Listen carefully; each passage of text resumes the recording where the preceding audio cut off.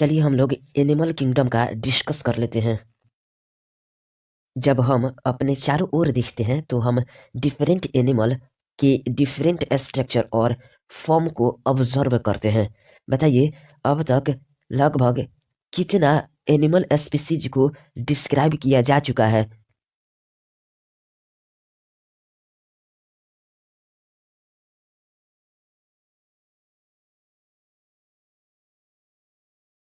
जी हाँ, अब तक लगभग 10 लाख से यानी कि 1 मिलियन से अधिक एनिमल स्पीसीज को डिस्क्राइब किया जा चुका है। अतः क्लासिफिकेशन इसके लिए अधिक महत्वपूर्ण आधार है। बताइए, क्या क्लासिफिकेशन नई खोजी गई स्पीसीज को सिस्टमैटिक पोजीशन पर रखने में सहायता प्रदान करता है?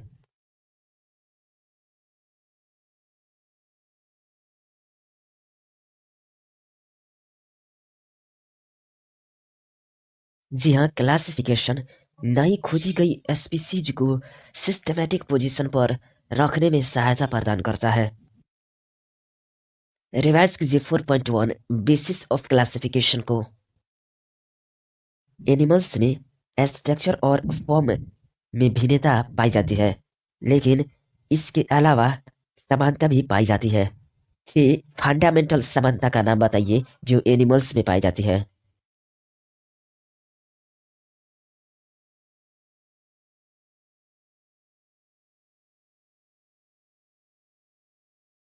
जी हाँ, एनिमल्स में स्ट्रक्चर और फॉर्म में भिन्नता होती है, लेकिन इसके अलावा उनमें arrangement of cell, body symmetry, nature of coelom, pattern of digestive, circulatory और रिप्रोडक्टिव सिस्टम में फंडामेंटल समानता पाई जाती है।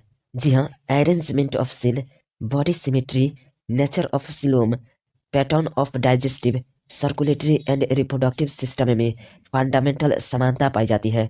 जी हाँ, arrangement of cell, body symmetry, nature of coelom, pattern of digestive, circulatory and reproductive system में फंडामेंटल समानता पाई जाती है। जी हाँ, arrangement of cell, body symmetry, nature of coelom, pattern of digestive, circulatory and reproductive system में fundamental समानता पाई जाती है। इन्हीं लक्षणों को हम एनिमल क्लासिफिकेशन का आधार मानते हैं और इनमें से कुछ का वर्णन यहाँ किया जा रहा है। रिवाइज कीजिए 4.1.1 लेवल्स ऑफ ऑर्गेनाइजेशन को। बताइए, क्या एनिमल किंगडम के सभी सदस्य मल्टी सेलुलर होते हैं, लेकिन सभी सेम पैटर्न की सेल ऑर्गेनाइजेशन को प्रदर्शित नहीं करते हैं?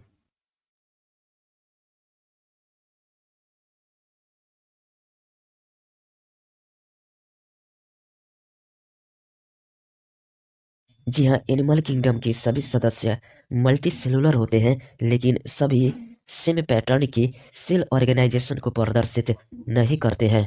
उदाहरण के लिए,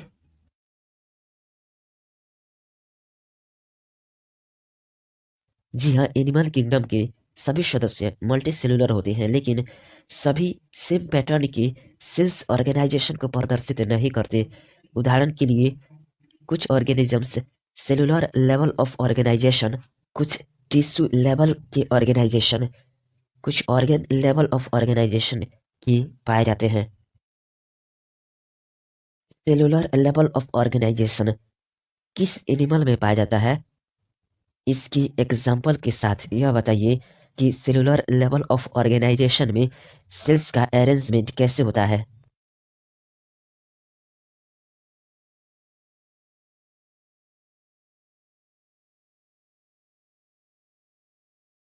जी हाँ, cellular level of organisation sponges में पाया जाता है। इनमें सेल्स का अरेंजमेंट अधिक लूज होता है। जी हाँ, सेल्स का अरेंजमेंट अधिक लूज होता है। बताइए, सेलुलर लेवल ऑफ ऑर्गेनाइजेशन में सेल के मध्य कुछ डिवीजन ऑफ लेबर पाया जाता है।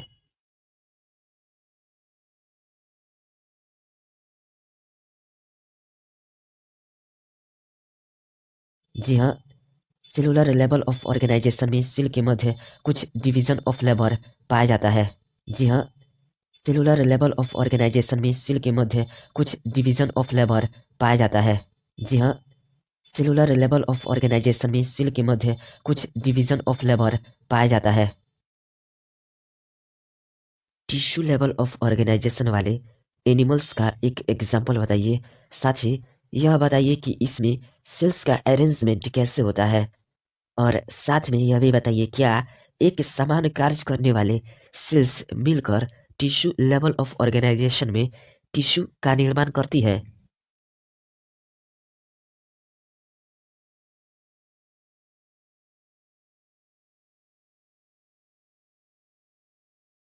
जी हाँ, टिश्यू लेवल ऑफ ऑर्गेनाइजेशन में सेल्स का अरेंजमेंट अधिक कॉम्प्लेक्स होता है। एक समान कार्य करने वाले सेल्स मिलकर टिश्यू का निर्माण करती है। Tissue level of organisation coelenterates में पाया जाता है। जी हाँ, tissue level of organisation coelenterates में पाया जाता है। Tissue level of organisation coelenterates में पाया जाता है। जी हाँ, tissue level of organisation coelenterates में पाया जाता है। रिवाइज कीजिए ऑर्गेन लेवल ऑफ ऑर्गेनाइजेशन को। बताइए क्या ऑर्गेन लेवल ऑफ ऑर्गेनाइजेशन में टिश्यूज मिलकर ऑर्गेन्स का निर्माण करते हैं और प्रत्येक ऑर्गेन एक पार्टिकुलर कार्य करता है।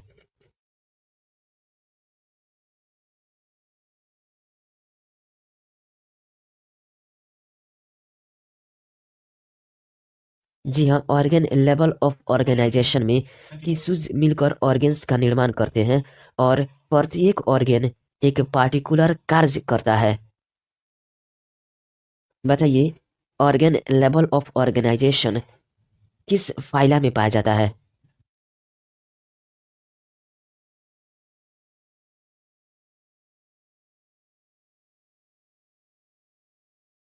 जी हाँ, प्लेटीहेल्मिन्थस तथा अन्य हायर फाइला में ऑर्गेन लेवल ऑफ ऑर्गेनाइजेशन पाया जाता है। एनिमल्स जैसे एनेलिड्स, आर्थ्रोपोड्स, मोलस्क्स, इकाइनोडर्म्स और कॉर्डेट्स की ऑर्गेन मिलकर ऑर्गेन सिस्टम बनाते हैं। जी हाँ, प्लेटीहेल्मिन्थस तथा अन्य हायर फाइला में ऑर्गेन लेवल ऑफ ऑर्गेनाइजेशन पाया जाता है। एनिमल्स जैसे एनेलिड्स, आर्थ्रोपोड्स, मोलस्क्स, इकाइनोडर्म्स और कॉर्डेट्स की ऑर्गेन मिलकर ऑर्गेन सिस्टम बनाते हैं। जी हाँ, प्लेटीहेल्मिन्थस तथा अन्य हायर फाइला में ऑर्गेन लेवल ऑफ ऑर्गेनाइजेशन पाया जाता है। एनिमल्स जैसे एनेलिड्स, आर्थ्रोपोड्स, मोलस्क्स, इकाइनोडर्म्स और कॉर्डेट्स की ऑर्गेन मिलकर ऑर्गेन सिस्टम बनाते हैं। बताइए क्या विभिन्न एनिमल ग्रुप्स की ऑर्गेन सिस्टम जटिलता दर्शाते हैं।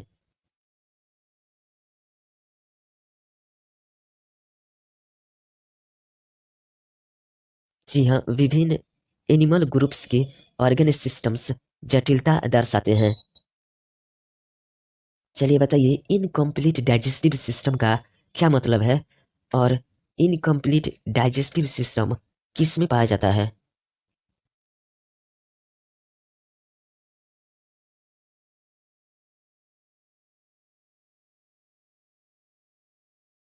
जी हाँ, इनकम्प्लीट डाइजेस्टिव सिस्टम का मतलब होता है कि केवल एक ओपनिंग जो माउथ और एनस दोनों का कार्य करता हो।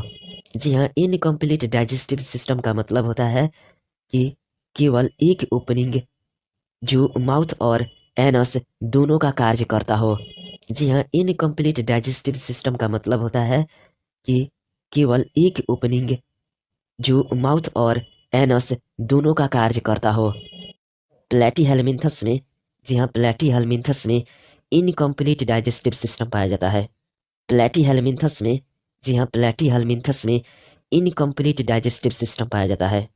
प्लेटीहेल्मिन्थस में जी हाँ, प्लेटीहेल्मिन्थस में इनकम्प्लीट डाइजेस्टिव सिस्टम पाया जाता है। कंप्लीट डाइजेस्टिव सिस्टम में कितने छिद्र होते हैं।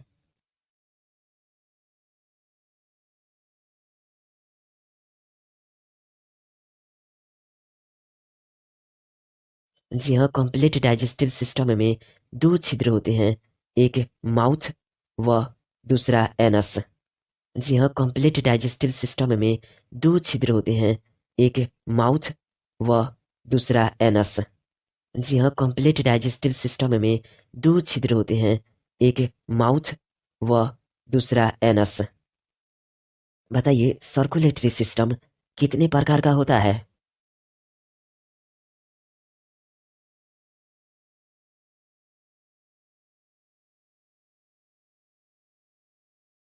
जी हाँ, सर्कुलेटरी सिस्टम भी दो प्रकार का होता है, ओपन टाइप और closed type. Open type circulatory system में क्या होता है?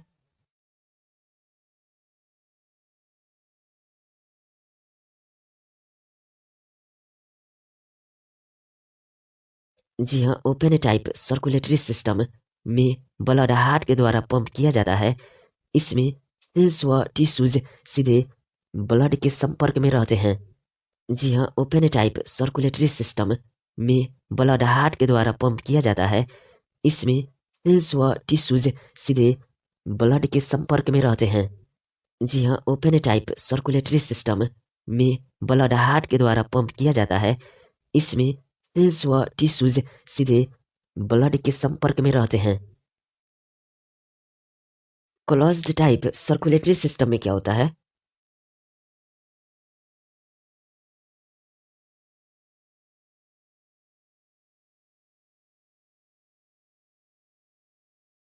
जी हाँ, क्लोज्ड टाइप सर्कुलेटरी सिस्टम में ब्लड भिन्न भिन्न प्रकार के डायमीटर वाली ब्लड वेसल्स, आर्टरीज, वेन और कैपिलरीज से होकर बहता है। जी हाँ, क्लोज्ड टाइप सर्कुलेटरी सिस्टम में ब्लड भिन्न भिन्न प्रकार की डायमीटर वाली ब्लड वेसल्स, आर्टरीज, वेन और कैपिलरीज से होकर बहता है। जी हाँ, क्लोज्ड टाइप सर्कुलेटरी सिस्टम में ब्लड भिन्न भिन्न प्रकार की डायमीटर वाली ब्लड वेसल्स, आर्टरीज, वेन और कैपिलरीज से होकर बहता है। रिवाइज कीजिए 4.1.2 सिमेट्री को। बताइए क्या एनिमल को सिमेट्री के आधार पर कैटेगराइज्ड किया जाता है?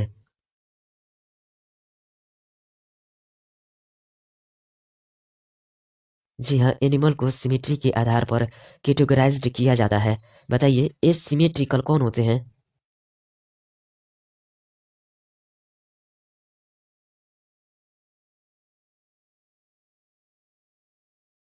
जी हाँ, एसिमेट्रिकल वाले बॉडी को किसी भी सेंट्रल एक्सिस से गुजरने वाली लाइन द्वारा दो बराबर भागों में विभाजित नहीं किया जा सकता है। जी हाँ, एसिमेट्रिकल वाले बॉडी को किसी भी सेंट्रल एक्सिस से गुजरने वाली लाइन द्वारा दो बराबर भागों में विभाजित नहीं किया जा सकता है। जी हाँ, एसिमेट्रिकल वाले बॉडी को किसी भी सेंट्रल एक्सिस से गुजरने वाली लाइन द्वारा दो बराबर भागों में विभाजित नहीं किया जा सकता है। बताइए क्या स्पॉन्जेस मोस्टली एसिमेट्रिकल होते हैं?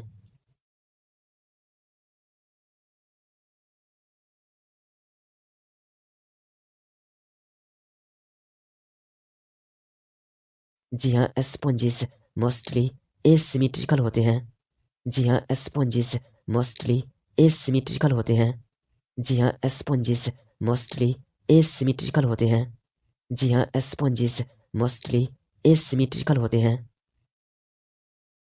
रेडियल सिमेट्री क्या होता है? तीन ऐसे एनिमल्स का नाम बताइए जिनमें रेडियल सिमेट्री पाया जाता है।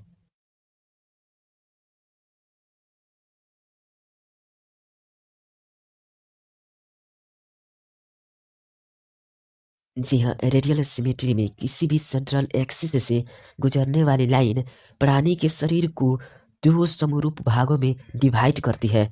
इसे आर्य सममिति कहते हैं। जी हाँ, रेडियल सिमेट्री में किसी भी सेंट्रल एक्सिस से गुजरने वाली लाइन प्राणी के शरीर को दो समरूप भागों में डिवाइड करती है। इसे आर्य सममिति कहते हैं। जी हाँ, रेडियल सिमेट्री में किसी भी सेंट्रल एक्सिस से गुजरने वाली लाइन प्राणी के शरीर को दो समरूप भागों में डिवाइड करती है। इसे आर्य सममिति कहते हैं। यानी कि रेडियल सिमेट्री सिलेंट्रेट्स, टिनोफोर तथा इकाइनोडर्म्स रेडियल सिमेट्री के एग्जाम्पल्स हैं। जी हाँ, सिलेंट्रेट्स, टिनोफोर तथा इकाइनोडर्म्स रेडियल सिमेट्री के एग्जाम्पल्स हैं। जी हाँ, सिलेंट्रेट्स, टिनोफोर तथा इकाइनोडर्म्स रेडियल सिमेट्री के एग्जाम्पल्स हैं। जी हाँ, सिलेंट्रेट्स, टीनोफोर तथा इकाइनोडोम्स रेडियल सिमेट्री के एग्जाम्पल्स हैं। जी हाँ, सिलेंट्रेट्स, टीनोफोर तथा इकाइनोडोम्स रेडियल सिमेट्री के एग्जाम्पल्स हैं। बताइए बाइलैटरल सिमेट्री किसको कहते हैं? दो एनिमल्स का एग्जाम्पल दीजिए जिनमें बाइलैटरल सिमेट्री पाई जाती है।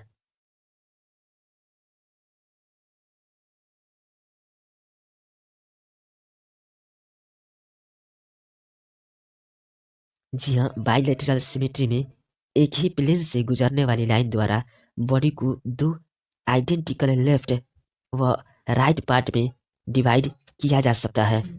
जी हाँ, बाइलैटरल सिमेट्री में एक ही प्लेन से गुजरने वाली लाइन द्वारा बॉडी को दो आइडेंटिकल लेफ्ट व राइट पार्ट में डिवाइड किया जा सकता है।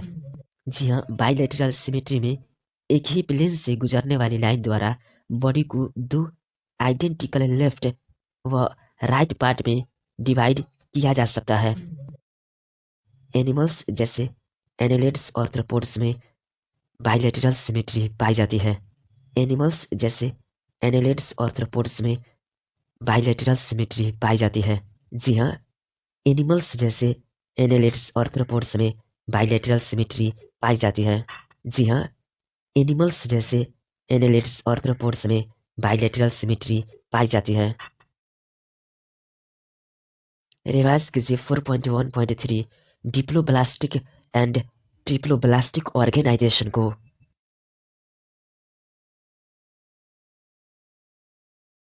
बताइए डिप्लोब्लास्टिक एनिमल्स कौन होते हैं?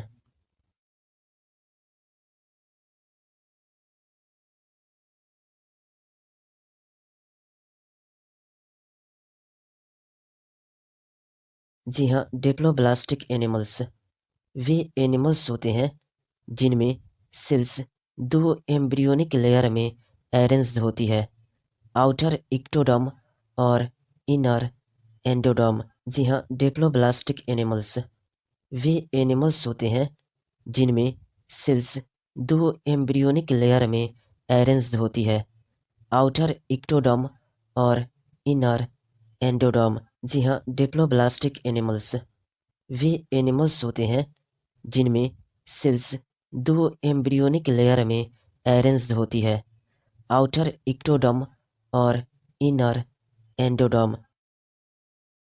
डिप्लोब्लास्टिक एनिमल्स का एक एग्जाम्पल बताइए।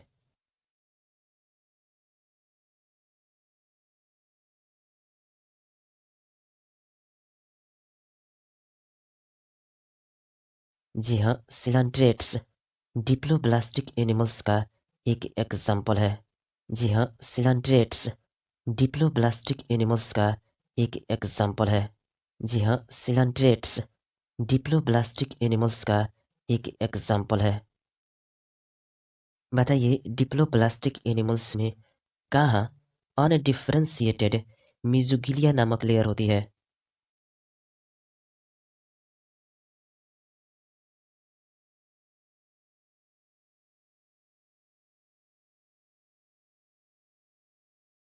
जी हाँ, डिप्लोब्लास्टिक एनिमल्स में सेल्स दो एम्ब्रियोनिक लेयर में अरेंज होती है, आउटर एक्टोडर्म और इनर एंडोडर्म। एग्जाम्पल के लिए सिलेंट्रेट्स, इनमें दोनों लेयर के मध्य जी हाँ, इनमें दोनों लेयर के मध्य में अनडिफरेंशिएटेड मीजोगिलिया नामक लेयर होती है। जी हाँ, इनमें दोनों लेयर के मध्य में अनडिफरेंशिएटेड मीजोगिलिया नामक लेयर होती है। बताइए ट्रिप्लोब्लास्टिक एनिमल्स क्या होता है?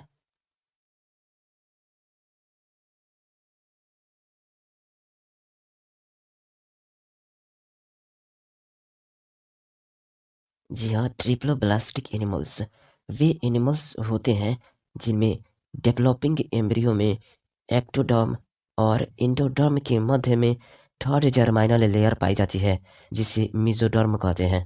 जी हाँ, ट्रिप्लोब्लास्टिक एनिमल्स वे एनिमल्स हैं जिनमें डेवलपिंग एम्ब्रियो में एक्टोडर्म और इंडोडर्म के मध्य में थर्ड जर्माइनल लेयर पाई जाती है जिसे मेसोडर्म कहते हैं। ट्रिप्लोब्लास्टिक एनिमल्स का एग्जाम्पल बताइए।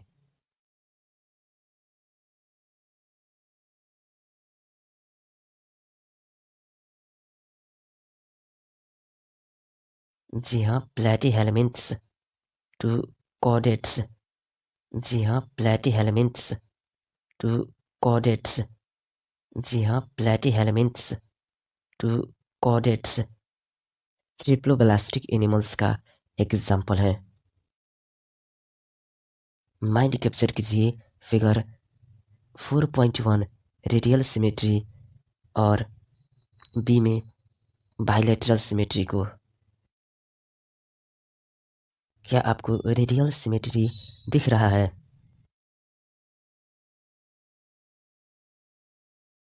Bilateral symmetry diploblastic germinal layers में एक्टोडर्म, इंडोडर्म और मेसोगिलिया की लेबलिंग।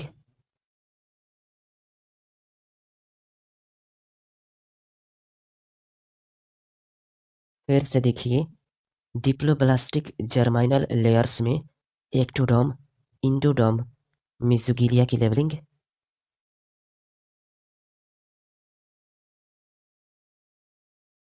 फिर से देखिए, डिप्लोब्लास्टिक जर्माइनल लेयर्स में एक्टोडर्म, इंडोडर्म, मेसोगिलिया की लेबलिंग।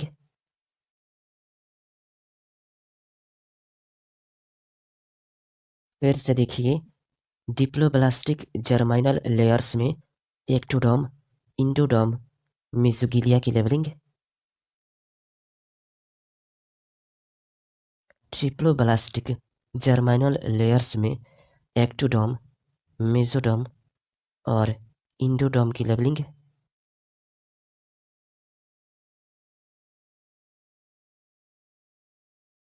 ट्रिप्लोब्लास्टिक जर्माइनल लेयर्स में एक्टोडर्म, मेसोडर्म और इंडोडर्म की लेबलिंग।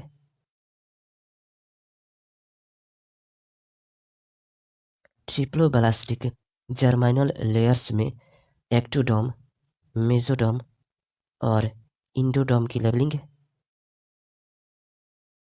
चलिए रिवाइज कीजिए 2.1.4 सिलोम को। बताइए, क्या बॉडी तथा गटवाल के मध्य बनी कैविटी की उपस्थिति अथवा अनुपस्थिति क्लासिफिकेशन में इम्पोर्टेंट है?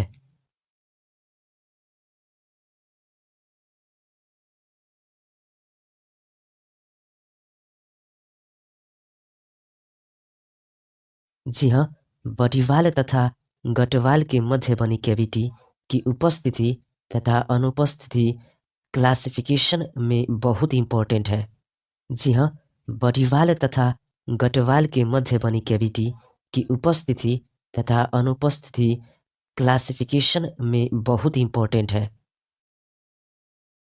बताइए, सिलोम किससे कहते हैं?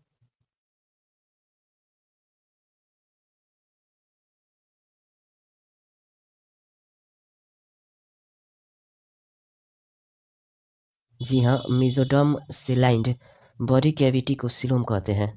जी हाँ, मेसोडर्म सिलाइंड बॉडी कैविटी को सिलोम कहते हैं। जी हाँ, मेसोडर्म सिलाइंड बॉडी कैविटी को सिलोम कहते हैं। सिलोमेट एनिमल्स का एग्जाम्पल बताइए।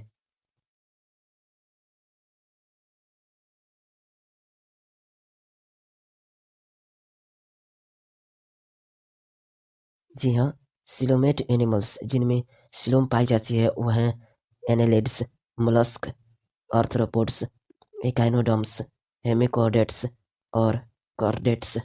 जी हाँ, सिलोमेट एनिमल्स जिनमें सिलोम पाई जाती है वह हैं annelids, mollusc, arthropods, echinoderms, hemichordates और कॉर्डेट्स। जी हाँ, सिलोमेट एनिमल्स जिनमें सिलोम पाई जाती है वह हैं annelids, mollusc, arthropods, echinoderms, hemichordates और कॉर्डेट्स। बताइए, सीडोसिलोमेट्स कौन होते हैं?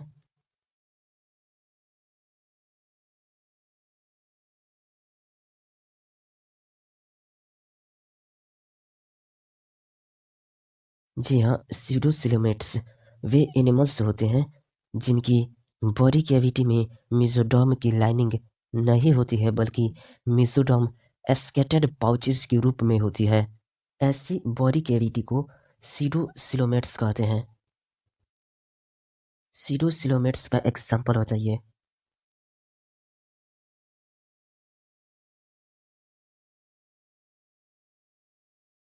जी हाँ, एस्के हेलमेंथस। जी हाँ, एस्के हेलमेंथस। जी हाँ, एस्के हेलमेंथस।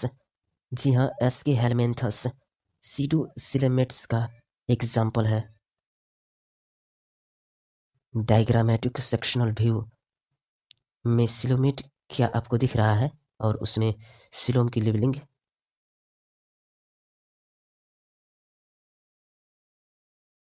फिर से अपने माइंड में देखिए, क्या आपको सिलोमेट में सिलोम की लेबलिंग दिख रही है।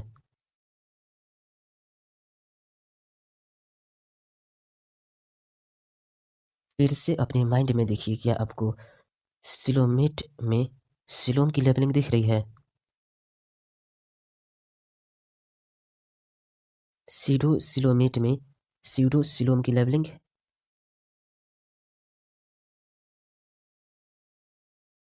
फिर से देखिए, सीडो सिलोमेट में सीडो सिलोम की लेबलिंग।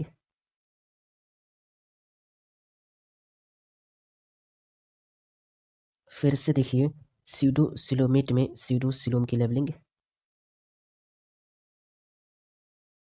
ए सिलोमेट में डाइजेस्टिव कैविटी की लेबलिंग।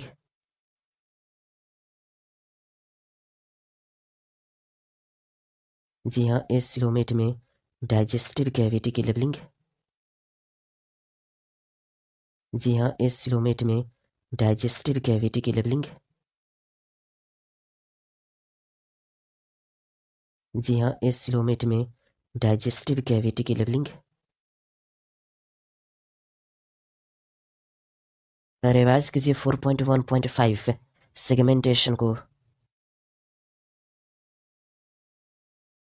बताइए, सेगमेंटेशन किसको कहते हैं।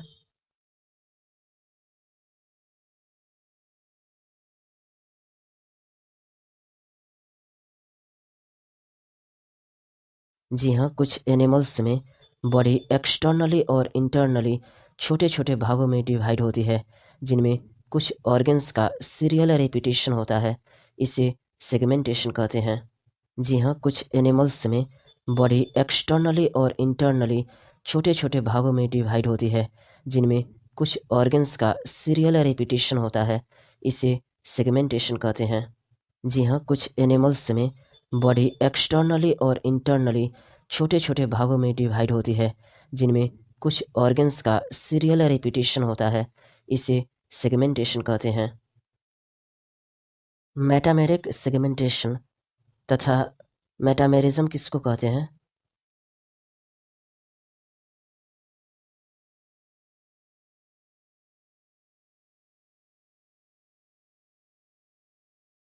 जी हाँ, कुछ एनिमल्स में बॉडी एक्सटर्नली और इंटरनली छोटे छोटे भागों में डिवाइड होती है, जिनमें कुछ ऑर्गन्स का सीरियल रेपिटेशन होता है। इसे सेगमेंटेशन कहते हैं। अर्थवर्म में इस तरह से सेगमेंटेशन को मेटामेरिक सेगमेंटेशन कहते हैं तथा इस फेनोमेनन को मेटामेरिज्म कहते हैं। जी हाँ, कुछ एनिमल्स में बॉडी एक्सटर्नली और इंटरनली छोटे छोटे भागों में डिवाइड होती है, जिनमें कुछ ऑर्गन्स का सीरियल रेपिटेशन होता है। इसे सेगमेंटेशन कहते हैं। अर्थवर्म में इस तरह से सेगमेंटेशन को मेटामेरिक सेगमेंटेशन कहते हैं तथा इस फेनोमेनन को मेटामेरिज्म कहते हैं। जी हाँ, कुछ एनिमल्स में बॉडी एक्सटर्नली और इंटरनली छोटे छोटे भागों में डिवाइड होती है, जिनमें कुछ ऑर्गन्स का सीरियल रेपिटेशन होता है। इसे सेगमेंटेशन कहते हैं। अर्थवर्म में इस तरह से सेगमेंटेशन को मेटामेरिक सेगमेंटेशन कहते हैं तथा इस फेनोमेनन को मेटामेरिज्म कहते हैं। रिवाइज कीजिए 4.1.6 नोटोकॉर्ड को। बताइए, नोटोकॉर्ड किससे डिराइव्ड होता है।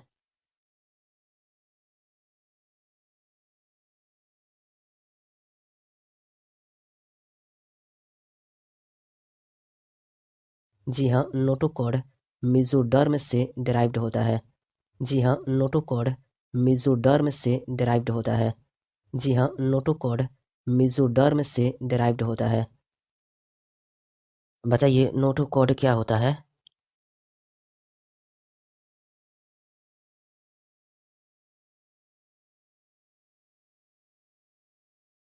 जी हाँ, नोटोकॉड मेसोडर्म से डिराइव्ड रॉड लाइक स्ट्रक्चर होता है जो कुछ एनिमल्स के डोर्सल साइड में एम्ब्रियोनिक डेवलपमेंट के समय बनता है।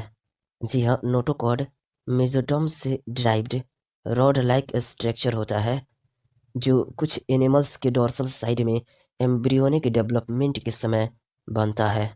जी हाँ, नोटोकॉड मेसोडर्म से डिराइव्ड रॉड लाइक स्ट्रक्चर होता है जो कुछ एनिमल्स के डोर्सल साइड में एम्ब्रियोनिक डेवलपमेंट के समय बनता है। एनिमल्स जिनमें नोटोकॉड होती है उन्हें क्या कहते हैं?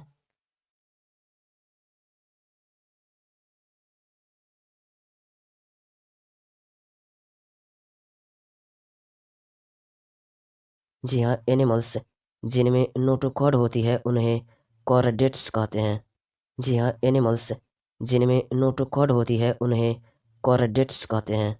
जी हाँ, एनिमल्स जिनमें नोटोकॉड होती है उन्हें कॉर्डेट्स कहते हैं।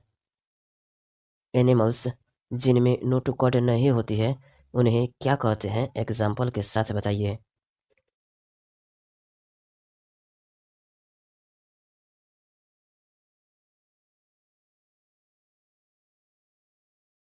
जी हाँ, एनिमल्स जिनमें नोटोकॉड नहीं होती है उन्हें नॉन कॉडेट्स कहते हैं।